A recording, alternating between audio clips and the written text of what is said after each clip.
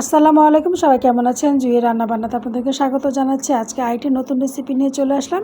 নতুন রেসিপি মানে আমার খুবই প্রিয় একটি সবজি বা ফল, এরকম একটি রেসিপি নিয়ে এসেছি। তো চলুন রেসিপিটা দেখে নেই। তো এখানে আমি কাঁচা কাঁঠাল নিয়েছি ভিউয়ার্স।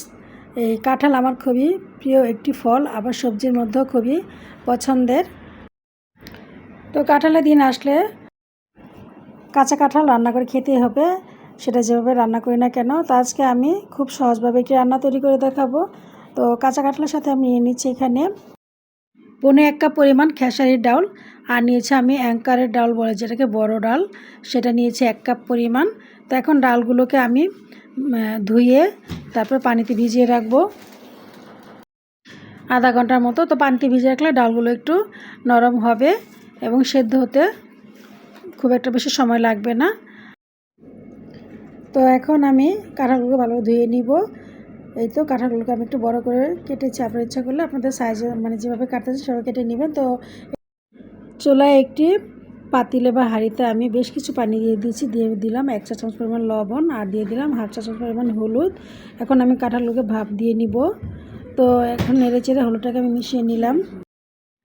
তো আমার কাঁচা কাঁঠালের রেসিপিটা ভালো লাগলে অবশ্যই একটি লাইক দিয়ে যাবেন, এবং যারা আমার চ্যানেলটিকে একদমই নতুন দেখবেন তারা অবশ্যই একটি সাবস্ক্রাইব করে যাবেন যদি আমার রেসিপি আপনাদের ভালো লেগে থাকে। তো পানিটা অনেকটা বলকের কাছাকাছি চলে এসেছে। এখন আমি এর মধ্যে কাঁঠালগুলোকে দিয়ে দিব।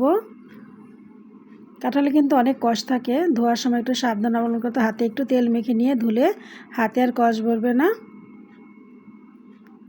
আর কাঁঠাল ভাপ দিয়ে রান্না করলে কাঁঠাল খেতে ভালো লাগে, আর ভাপ দিয়ে মানে রান্না না করলে একটা কষকষ ভাব থেকে যায়, এই জন্য ভাপ দিয়ে রান্না করলে ভালো হয়। তো কাঁঠাল কীভাবে সংরক্ষণ করতে হয় আমার চ্যানেলে একটি ভিডিও অলরেডি আপলোড দেওয়া হয়েছে আরও কিছুদিন আগে, তো সেটা দেখে নিতে পারেন কীভাবে কাঁঠাল সংরক্ষণ করা যায়। যারা কাঁচা কাঁঠাল খেতে পছন্দ করেন তারা সংরক্ষণ করে রাখলে কিন্তু যখন তখন রান্না করে খেতে পারবেন। এই যে আমি লবণ হলুদ দিয়ে কাঁঠালটাকে ভাপে দিয়ে নিলাম, এভাবে পানিটা ঝরিয়ে ফ্রিজে রেখে দিলে আপনারা যখন তখন রান্না করে খেতে পারবেন। আবার আমি আর ভিউয়ার্সদের সুবিধার জন্য আমার মানে সংরক্ষণ পদ্ধতিটা একটু তাড়াতাড়ি বলে দিলাম। তো ডালগুলো ধুয়ে নিয়েছি, ধুয়ে হাঁড়িতে দিয়ে দিলাম, আর দিয়ে দিয়েছি পরিমাণ মতো পানি ডালগুলো সেদ্ধ হওয়ার জন্য। কয়েকটি গরম মশলা দিয়ে দিলাম, তেজপাতা, এলাচ, দারচিনি, লং এবং গরম মশলা দিয়ে দিচ্ছি, আদা রসুন বাটা। তারপর দিয়ে দিব হলুদের গুঁড়া 1/2 চা চামচ পরিমাণ, তারপর দিয়ে দিব মরিচের গুঁড়া 1 চা চামচ পরিমাণ, তারপর আবারও দিয়ে দিব স্বাদ অনুযায়ী লবণ ডালটা সেদ্ধ হওয়ার জন্য। দিয়ে দিলাম জিরার ফাঁকি 1 চা চামচ পরিমাণ। নেড়েচেড়ে মিশিয়ে ঢাকনা দিয়ে ঢেকে চুলার আঁচটা কমিয়ে ডালগুলোকে আমি সেদ্ধ করে নিব।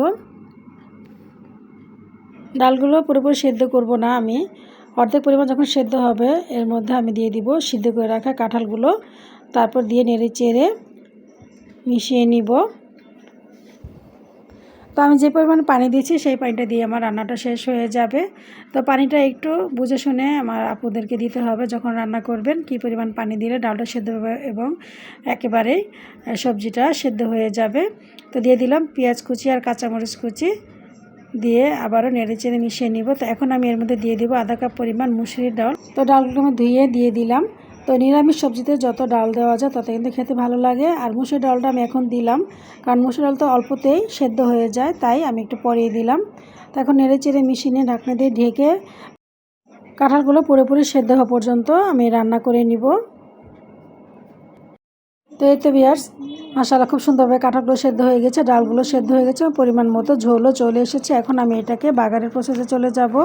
চুলায় একটি কড়াই বসিয়ে দিয়েছি, কড়াইটা গরম হয়ে গেলে পরে এর মধ্যে দিয়ে দিব সয়াবিন তেল 1/4 কাপ পরিমাণের একটু বেশি। তো তেলটা গরম হয়ে গেলে এর মধ্যে প্রথমে দিয়ে দিব শুকনো মরিচ। তো যে কোনো ফোড়নে বা বাগারে কিন্তু শুকনো মরিচটা দিলে খুব সুন্দর স্মেল আসে, খেতে ভালো লাগে। তো মরিচটাকে আমি ভেজে নিব নেড়ে চেড়ে।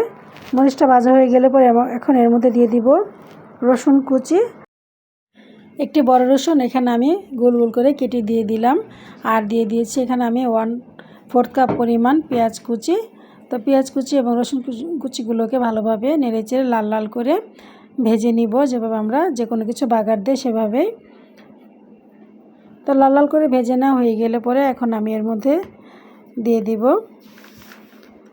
1/2 চা চামচ পরিমাণ আস্ত জিরা, যেহেতু তেলটা এখন বেশ গরম, জিরাটা দিলে জিরাটা ভাজা হয়ে যাবে। তো জিরা মানে আস্ত জিরা দিলে কিন্তু আরও ভালো একটা স্মেল আসবে এই বাগারের মধ্যে। তো নেড়ে চেড়ে ভেজে নিয়ে এখন আমি একটি চামচের সাহায্যে রান্না করা তরকারিটা এর মধ্যে দিয়ে দিব। তো হয়তো বা অনেকের সাথে আজকে আমার রেসিপিটা মিলে যাবে যারা পছন্দ করেন কাঁঠালের তরকারি। তো কাঁঠাল দেওয়া হয়ে গেলে পরে তারপর সাথে সাথে আমি ঢাকনা দিয়ে ঢেকে দিব, ঢেকে 1 মিনিটের মতো রেখে দিব। তারপর আমি এই কড়াইয়ের তরকারিটা আবার হাঁড়িতে ঢেলে দিব, দিয়ে তারপরে আমি দিয়ে দিব ধনিয়া পাতা কুচি এবং ঢাকনা দিয়ে ঢেকে আমি মিনিট 2 আবারও জাল করে নিব। তো এতো আমার রান্না করা হয়ে গিয়েছে ভিউয়ার্স কাঁঠালের নিরামিষ তরকারি। তো এখন আমি নামিয়ে আপনাদেরকে পরিবেশন করে দেখাবো এবং খেয়েও বলবো কেমন হয়েছে তরকারিটা। চলে আসলাম পরিবেশন করতে, এখন খেয়ে বলবো তরকারিটা কেমন হয়েছে। তো আমার রেসিপি কার কার সাথে আছে মিলে যাবে অবশ্যই কমেন্টস করে জানাবেন, এবং যারা কাঁঠালের নিরামিষ খেয়েছেন বা কাঁঠালের তরকারি খেয়েছেন এবছর অবশ্যই কমেন্টস করে জানাবেন।